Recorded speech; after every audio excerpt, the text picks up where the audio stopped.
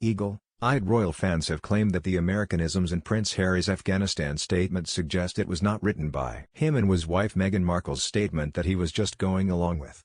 The Duke, 36, and Duchess of Sussex, 39, released a lengthy statement via their Slick Archul Foundation website where they said the Taliban's advance in Afghanistan has left them speechless and heartbroken in a wide-ranging statement that also addresses the COVID-19 crisis and the humanitarian disaster in Haiti.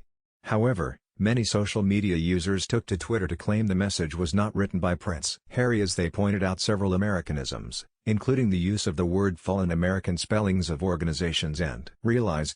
One person wrote, "If nothing else, the way 'realize' has been spelt shows this was certainly not written by Prince Harry," while a second noted, "and fall not autumn."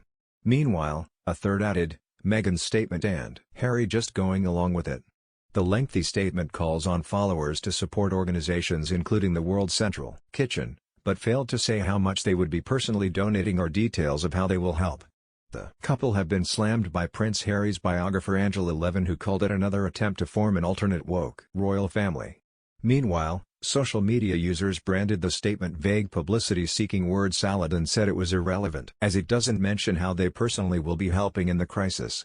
The statement came a day after the Duke of Sussex, 36, who spent 10 years in the British Army and performed 2 frontline tours of Afghanistan, released a statement via the Invictus Games Foundation to urge veterans to reach out to each other and offer support. Amid scenes of frightened Afghans trying to flee a return to brutal misogynistic rule after the Taliban captured the capital city Kabul, Harry and Meghan's statement, which uses US spelling, says, "The world is exceptionally fragile right now. As we all feel the many layers of pain due to the situation in Afghanistan, we are left speechless. As we all watch the growing humanitarian disaster in Haiti, and the threat of it worsening after last weekend's earthquake, we are left heartbroken. And as we all witness the continuing global health crisis, exacerbated by new variants and constant misinformation, we are left scared. When any person or community suffers, a piece of each of us does so with them, whether we realize it or not. And though we are not meant to live in a state of suffering, we, as a people, are being conditioned to accept it. It's easy to find ourselves feeling powerless, but we can put our values into action. Together, to start, we encourage you to join us in supporting a number of organizations doing critical work.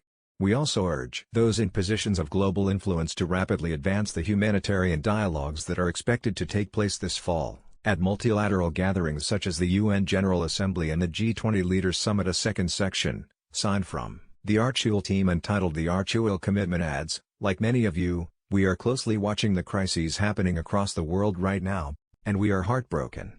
Archul is committed to putting our values into action, and we hope to do what we can to meet the moment by offering support to the military community and the troops who served in Afghanistan, as well as to the Afghan people facing violence and terror. We are also supporting the emergency response in Haiti with our partner World Central Kitchen, which is working with local organizations that are helping with recovery efforts to save lives and preserve the health of those on the ground."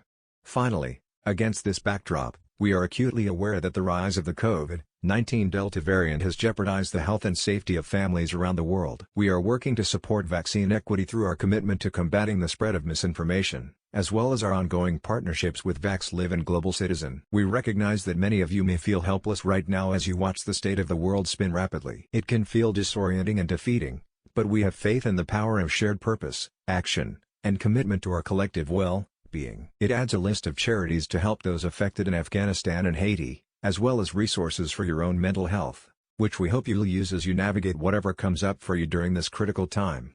It ends, "Take care of yourselves, and let's keep taking care of each other." Thank you, the Archul team.